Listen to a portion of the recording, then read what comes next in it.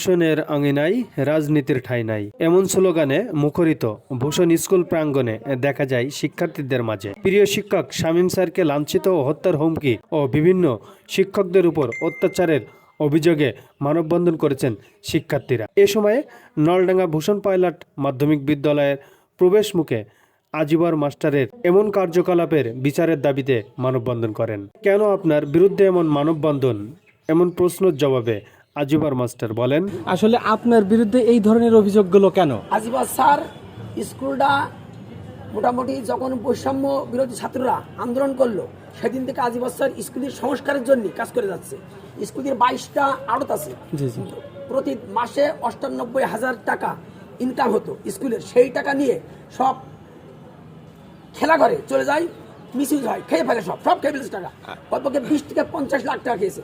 সেই ঘরগুলো আমার হেড স্যার এখানে আছে, আমার নিজের চেষ্টায় আমি কমিটি গঠন করে ওদের সেই অবৈধ রেজুলেশন বাতিল করে পুরো ঘরের টাকাগুলো এখন সরকারি খাতে জমা দিই। আপনার বিরুদ্ধে এই সামনের দোকান দখল, তারপরে এই যে শিক্ষকদের মারধর, জোরপূর্বক হয়তো চেয়ার দখল, এমন কোনো অভিযোগ আপনার বিরুদ্ধে আসে কেন? এই বিষয়টা সব বানোয়াট এবং ভিত্তিহীন। আমার হেড স্যার আছে, আমি কোন হেড স্যারের চেয়ারে বসে নাই। নতুন শিক্ষানীতি আসছে 2024 সালে, সেখান থেকে আসছে আমার চাকরি 4 মাস 11-10 দিন। জ্যেষ্ঠতার ভিত্তিতে মানুষ সিরিয়াল হয় না, আগে হলো যে যখন জাতীয়করণ হয় তখন ওরা এমনি সিরিয়াল দেয়, যাদের জাতীয়করণ হয়েছে সেভাবে সিরিয়াল এই স্কুলে যারা ছিল। কিন্তু যখন এবার জ্যেষ্ঠতার ভিত্তিতে শিক্ষকের যখন সিরিয়াল করেছে তখন নতুন আইনি আমি প্রায় 2 নম্বরে যাই। কিন্তু আমি 2 নম্বরে যাইনি, যেহেতু একজন পদাধিকার বলে ভারপ্রাপ্ত প্রধান সহকারী শিক্ষক আছে, তার নিচে আমার নাম অটোমেটিক চলে গেছে। হেড স্যার আছে, সবাই আছে, এবং আমি 24 সালের নীতিমালা বের করে দিই। এবং আমরা শুনেছি ইতিমধ্যে যে এই আওয়ামী লীগ সরকার পতনের পরে আপনি বিভিন্ন লোকজনের বাড়ি ভাঙচুর করতে গেছেন এবং বিভিন্ন স্থান দখল করছেন, বিভিন্ন দোকান পাশার থেকে টাকা তুলছেন। আপনি একজন শিক্ষক হিসেবে আসলে এই তো ভুল কথা হয়ে গেল, এটাই ভুল কথা। দোকানে যত টাকা তুলেছে হেড স্যার আছে, আমার কিরানি আছে, সমস্ত টাকা সরকারি খাতে জমা হয়। আমি ওই সব টাকা, আমি কোনো হারাম চাও খাই না কারো। আজ স্যার 17 বছর ডেলিস্টার আছে। এটা টাকা তোলার দায়িত্ব কি স্যার আপনার? না, আমি তুলবো কেন? তাহলে স্যার আপনার নামে কেন এই ধরনের কথা উঠবে? এখন ওই যে টাকাগুলো, ওটা সিন্ডিকেট আছে, ওরা 2-4 লাখ টাকা করে আপনার খেলা করে ক্রীড়া চক্রের অবৈধ কমিটির কাছে অ্যাডভান্স দিয়েছে।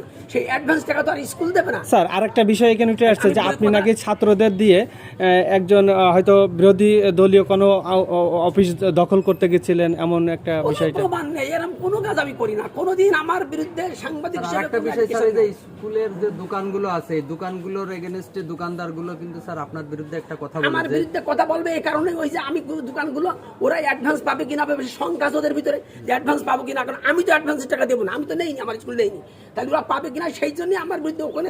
এই প্রশাসনিক দায়িত্ব কি স্যার আপনার? আমার এটা স্কুল থেকে আমার রিটার্ন দেওয়া হয়েছে, আমার আহ্বায়ক বানাই দিয়ে হয়েছে।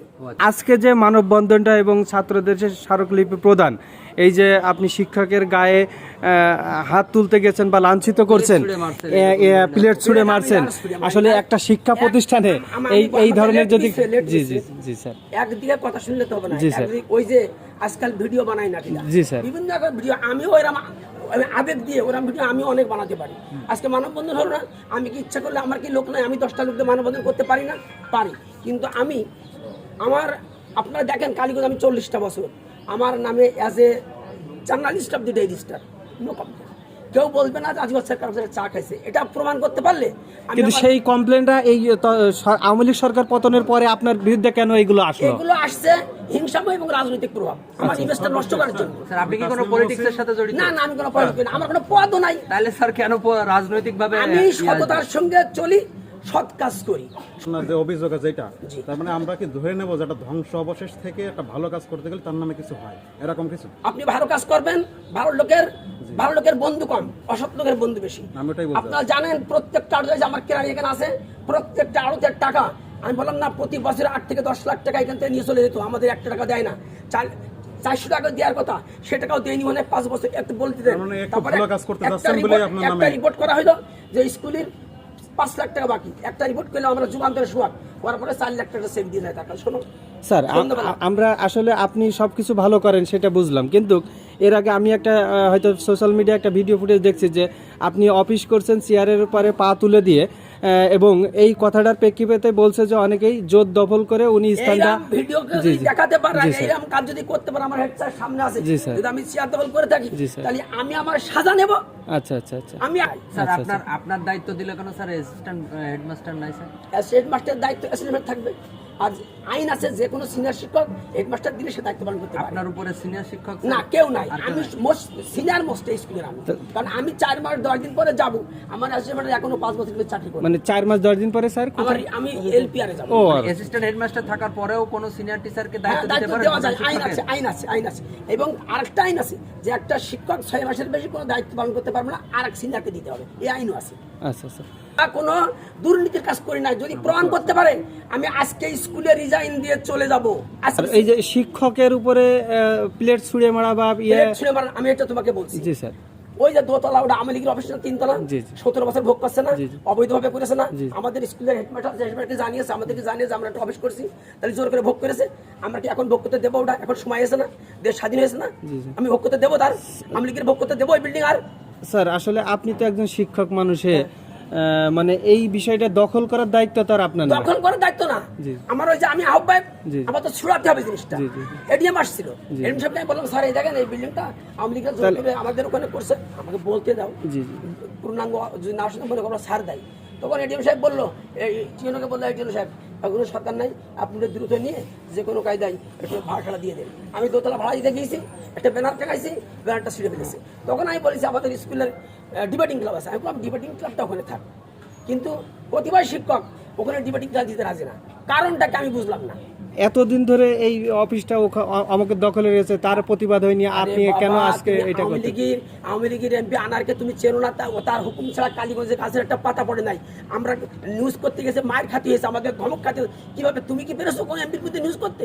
বলছো পরে মানববন্ধনটি কালীগঞ্জের শহরের বিভিন্ন রাস্তা ঘুরে কালীগঞ্জ উপজেলা নির্বাহী অফিসারের কার্যালয়ে হাজির হন। সেখানে ছাত্ররা কিছু সময় মানববন্ধন করার পর স্মারকলিপি প্রদান করেন। পরে শামীম স্যারের এক প্রশ্নের জবাবে তিনি বলেন, আমার নাম মোহাম্মদ শামীউদ্দিন, সরকারি নলডাঙ্গা ভূষণ পাইলট মাধ্যমিক বিদ্যালয় সহকারী শিক্ষক। আমি এই স্কুলে আজকে দীর্ঘ 24 বছর শিক্ষকতা করছি। তো এখানে একটা সামান্য একটা ঠুনকো কথা নিয়ে আসলে এই কথাগুলো হয়েছে। সেটা হচ্ছে ওই যে ওখানে আওয়ামী লীগের একটা পার্টি অফিস ছিল, জি ওই পার্টি অফিসের দোতলায় আমাদের ভূষণ স্কুলে একটা ডিবেটিং ক্লাব আছে। সেই ক্লাবের তত্ত্বাবধানে আমি কাজ করি এবং কাজ করে আসছি দীর্ঘদিন ধরে। এবং বাংলাদেশ একবার আমরা বিভাগেও একবার চ্যাম্পিয়ন হয়েছিলাম ডিবেটিং বিতর্ক প্রতিযোগিতায়। তারপরে এই দায়িত্ব আমার শিক্ষক, প্রধান শিক্ষক সহ যারা আছেন আমার কলিগ, তারা সবাই আমাকে এই দায়িত্ব দেওয়ার পরে আমরা কয়েকজন শিক্ষক মিলে এই কাজগুলো করে করছি। এখন ওখানে পার্টি অফিসে বলেছে ওই অফিসটা, আদিবাস স্যার বলছে ওই অফিসটা নিয়ে ওখানে কাজ করতে হবে। এখন আমি কালকে ছেলেপিলে ওখানে গেছিল পরিষ্কার পরিচ্ছন্ন করার জন্যে। এখন ছেলেরা সবাই ওখান থেকে যে ফিরে এসে গেছে, স্যার ওখানে তো একটা পার্টি অফিস, ওখানে যে পরিষ্কার পরিচ্ছন্ন করতে সবাই তো বলছে যে পার্টি অফিসে তোমরা এখানে আসছো কেন? তোমরা ছেলেপিলে মানুষ, কোমল ছেলেপিলে, তোমরা স্কুলে যে কোনো রুমেই তোমরা এগুলো করো। তারপরে এই বিষয়টা আমি আমার প্রধান শিক্ষকের সাথে আলাপ করছিলাম, করার পরে বলছে যে আসলে ওখানে হলেও দূর হয়ে যায়, ওখানে না করে স্কুলে করাই ভালো। ওখানে মনে করে 2 জন শিক্ষক যে ওখানে কাজ করলো, যে ওদের ক্লাস নিল বা ওদের ব্রিফ করলো, সেই সময় তো ওদের আসা, ওখান থেকে স্যার এসে তো ক্লাসে যাওয়া সম্ভব না, নিকটে করাই ভালো। এখন এই বিষয়ে স্যারের সঙ্গে আলাপ করার পরে আমি এই বিষয়টা নিয়ে আমি একটু আলোচনা করছিলাম অফিসে আদিবাসী স্যারের সাথে, যে স্যার এই নাই। সে আমাকে বলছে এই নির্বোধ, এই হ্যান ত্যান ইত্যাদি ইত্যাদি, এখনকার সময় কীটা কী কবে, এই এক কথায় 2 কথায় আমার সঙ্গে তর্ক বিতর্ক। সে আমার হচ্ছে প্রধান শিক্ষকদের যে নেম প্লেট আছে, ওই নেম প্লেট দিয়ে মাথায় বাড়ি মারতে দিয়েছে। পরে এক স্যার ঠাকাই আছে, তারপরে সে যে খাওয়ার যে প্লেট, চীনা প্লেট, ওই চীনা প্লেট এড়ে মেরেছে, 2টো চীনা প্লেট ভেঙেছে। এই অবস্থা ছেলে মনে করে লেখাপড়া শেখানোর চেষ্টা করেছে। আর যারা যেসব ছেলেরা বলেছে কালকে, সেই ছেলে ভালো